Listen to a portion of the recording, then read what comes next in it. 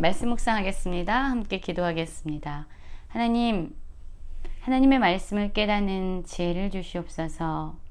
우리의 신앙의 삶이 단지 형식에 머무르지 않게 하시고 하나님의 임재와 말씀 안에서 세워지게 하여 주시옵소서. 예수님 이름으로 기도했습니다. 아멘. 오늘의 말씀은 역대하 5장 1절부터 6장 11절까지의 말씀입니다. 말씀을 함께 살펴보시기 전에 개인적으로 말씀을 꼭 읽으시고 묵상하는 시간 가지시기 바랍니다. 5장 1절을 보면 솔로몬이 마침내 여호와의 성전 건축을 마치게 됩니다. 모든 일을 마친지라 라고 말씀하고 있어요. 그리고 그는 아버지 다윗이 드린 은과 금과 모든 기구를 가져다가 하나님의 전 곳간에 두게 됩니다. 이제 솔로몬은 여호와의 언약궤를 다윗성에서 솔로몬의 성전으로 옮기기를 원했습니다. 다윗성 곧 시온에서부터 메어 올리고자 하여 그는 이스라엘 장로들, 모든 지파의 우두머리들, 그리고 이스라엘 자손의 족장들을 다 예루살렘으로 소집하게 됩니다. 7째 달 절기 이스라엘 모든 사람이 다 왕 앞에 모였어요. 왜죠? 하나님의 언약궤를 옮기기 위한 절차가 진행되어지기 시작합니다. 자, 이스라엘 장로들이 이르자 레위 사람들이 하나님의 언약궤를 어깨에 메게 됩니다. 레위 사람들의 어깨에 언약궤를 메고 운반하는 것이 바로 하나님의 말씀이었기 때문이에요. 하나님의 방법이었기 때문입니다. 레위 사람들이 어깨에 언약궤를 메고 올라가게 됩니다. 자, 그리고 솔로몬 왕과 그 앞에 모인 이스라엘 모든 회중들은요, 언약궤 앞에서 양과 소를 잡아서 하나님께 제사를 드려요. 그런데 그 제물의 수가 너무나도 많아서 기록할 수도 없고 셀 수도 없는, 정말로 진심을 다한, 그들의 힘을 다한 제물을 가지고 와서 하나님을 예배합니다. 그리고 제사장들은 여호와의 언약궤를 지성소, 구름들의 날개 아래에 그것을 안치하게 됩니다. 여러분, 하나님의 언약궤를 다윗성에서 솔로몬의 성전에 운반할 때에 많은 사람들이 협력하고 있습니다. 각자 자기에게 맡겨진 일들을 잘 감당하면서, 또한 모든 이스라엘 회중들은 하나님 앞에서 제사 드리고 예배하면서 이 일이 진행되어지고 있습니다. 이 언약궤 안에는 이스라엘 자손이 애굽에서 나온 후 여호와께서 그들과 언약을 세우실 때 모세가 호렙에서 그 안에 넣은 오직 2 돌판 외에는 아무것도 없었다라고 말씀하고 있지요. 하나님의 임재와 하나님의 말씀이 우리가 하나님의 성전으로 지어가는 이 과정 가운데서 가장 중요하다는 거예요. 하나님을 위하여, 하나님의 이름을 위하여 솔로몬이 성전을 건축했습니다. 그러나 단지 성전의 외형, 건물로서의 성전이 중요한 것이 아니었죠. 성전이 진짜 성전 되게 하는 것, 그것은 바로 그곳에 하나님이 임재하셔야 했고 하나님의 말씀이 기준이 되어야만 했습니다. 하나님의 임재가 성전의 가장 중요한 부분이었던 겁니다. 여러분, 우리도 신앙의 삶을 살아가고 있어요. 기도하고 말씀 보고 교회 가고 예배 드리고 다 중요합니다. 그러한 신앙의 형식들, 종교적인 모습들 아주 중요합니다. 그러나 그 무엇보다도 중요한 것은 바로 하나님의 임재죠. 기도를 통해서는 하나님과 대화하는 것입니다. 예배를 통해서 우린 하나님을 만나는 것이죠. 말씀 묵상을 통해서 우린 하나님께서 우리를 인도해 가시는 그 길로 나아가는 겁니다. 하나님의 임재가 없는 기도, 하나님의 임재가 없는 말씀 묵상, 하나님의 임재가 없는 예배는 사실은 가장 중요한 것을 잃어버린 형식에 불과한 것이죠. 자, 모든 이스라엘 백성들이 자기에게 맡겨진 일들을 했고요.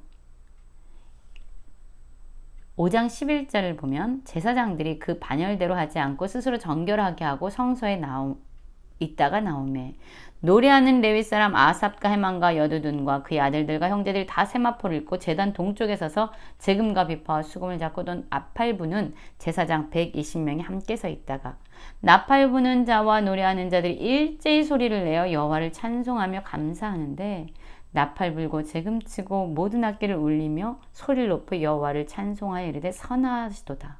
그 자비하심이 영원히 있도다 하매 그때에 여호와의 전에 구름이 가득한지라. 여러분, 언약궤를 지성소에 안치한 이후에 노래하는 레위 사람들은 다 아름다운 모습으로 하나님께 일제히 소리를 내어 찬양을 드립니다. 하나님께 감사합니다. 하나님을 찬송하면서 선하시도다 그의 자비하심이 영원히 있다라고 노래하고 있습니다. 바로 그때죠. 여호와의 전에 구름이 가득하면서 하나님의 임재가 그곳에 강력하게 머무르게 됩니다. 제사장들이 그 하나님의 임재가 너무나도 강력해서 능히 서서 섬기지 못했다라고 말해요. 하나님의 영광이 하나님의 전에 가득하게 임하게 된 것이죠. 여러분, 그렇습니다. 성전 건축은요, 단지 그것을 완성하는데 의미가 있는 것이 아닙니다. 성전은요, 단순한 건축물이 아니에요. 하나님이 임재하시는 것, 그것이 바로 가장 중요한 요소입니다.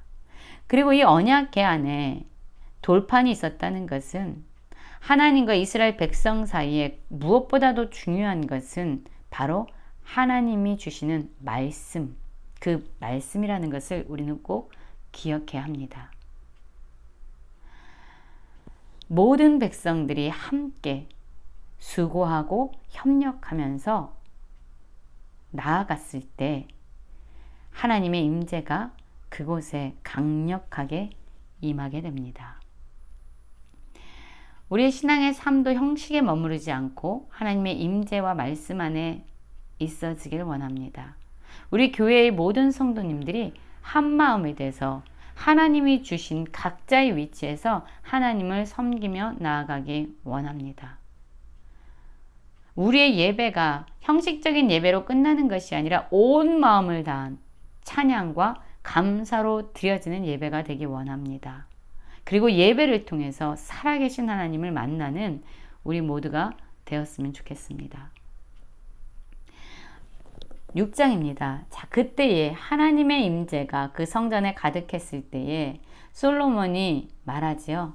여호와께서 캄캄한 데 계시겠다 말씀하셨사오나 내가 주를 위하여 거하실 성전을 건축하였사오니 주께서 영원히 계실 처소로다. 그렇습니다. 솔로몬에게 있어서 성전은요, 그냥 건축으로서의 의미가 있지 아니하고 하나님이 거하시는 곳, 하나님이 영원히 계실 처소로서 하나님의 임재의 장소로서 의미가 있었습니다. 그리고 그는 그곳에 모인 이스라엘 회중들을 축복하게 되죠. 6장 4절을 보면 왕이 이르되 이스라엘 하나님 여호와를 송축할지로다. 여호와께서 그의 입으로 내 아버지 다윗에게 말씀하신 것을 이제 그의 손으로 이루셨도다. 이르시기를 내가 내 백성을 애굽 땅에서 인도하여 낸 날부터 내 이름을 둘 만한 집을 건축하기 위하여 이스라엘 모든 지파 가운데서 아무 성읍도 택하지 아니하였으며 내 백성 이스라엘의 주권자가 될 사람을 아무도 택하지 아니하였더니 예루살렘을 택하여 내 이름을 거기 두고 다윗을 택하여 내 백성 이스라엘 다스리게 하였노라 하신지라.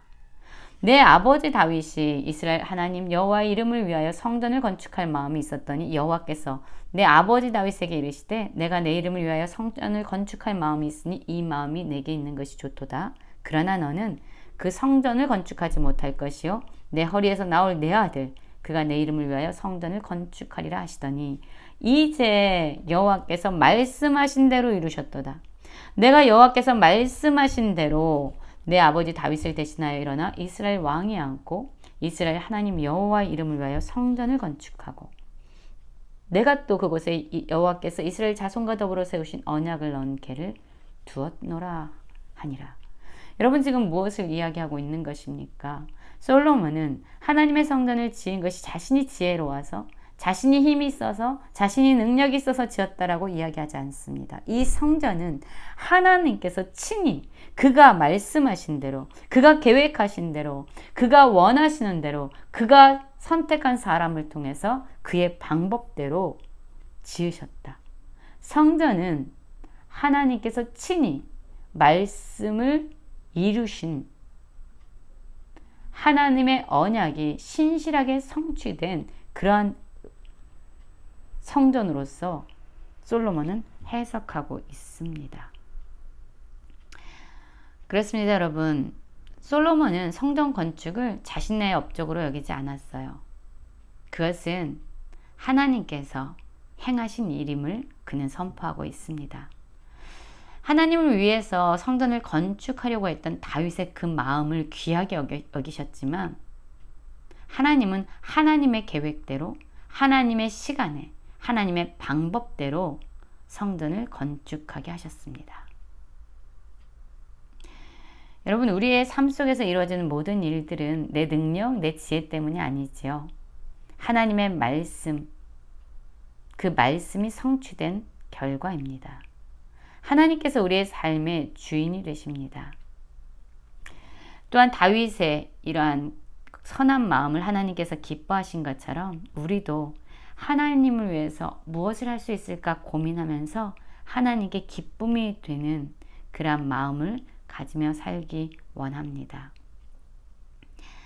하나님의 임재와 그 말씀 속에서 우리의 신앙의 삶이 아름다운 하나님이 거하시는 성전으로 지어져 가기를 간절히 기도합니다.